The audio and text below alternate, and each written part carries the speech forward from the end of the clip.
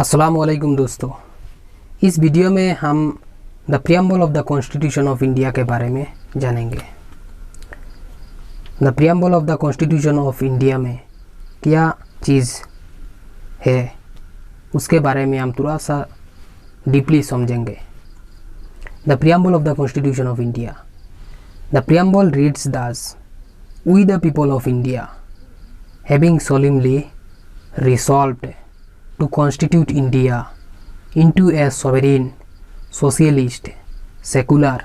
democratic republic and to secure to all its citizens justice, social, economic and political, liberty of thought, expression, belief, faith and worship, equality of status and opportunity and to promote among them all fraternity, assuring the dignity of the individual and the unity and integrity of the nation. In our Constituent Assembly, this 26th day of November 1949, do hereby adopt, enact and give to ourselves this Constitution. So, हमारे preamble of the constitution of India में क्या चीज़ लिखा गया है। जब हम आज़ाद हुए थे ब्रिटिश से, तब ये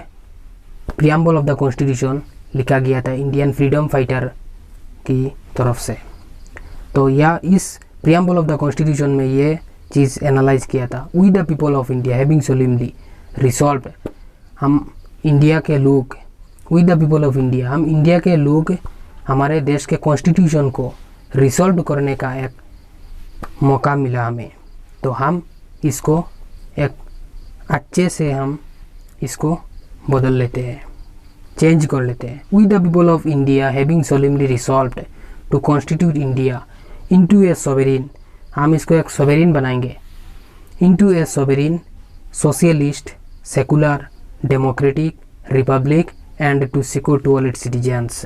हम इस देश के पूरे नागरिक को, पूरे सिटीजन को, हर सिटीजन को हम अच्छे से सिक्योर करेंगे, सिक्योरिटी देंगे।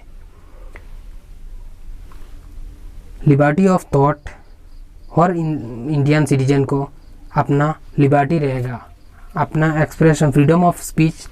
देने का मौका रहेगा। तो इसीलिए the preamble of the constitution में इस चीज़ को अच्छे से कॉन्स्टिट्यूशन ऑफ इंडिया पढ़ते हैं तो ये चीज़ हम बड़ा इजीली से समझ सकते हैं। यहाँ पे यही लिखा गया था, we the people of India having solemnly resolved to constitute India into a sovereign, socialist, secular, democratic republic and to secure to all its citizens justice, social, economic and political, liberty of thought, expression, belief, faith and worship,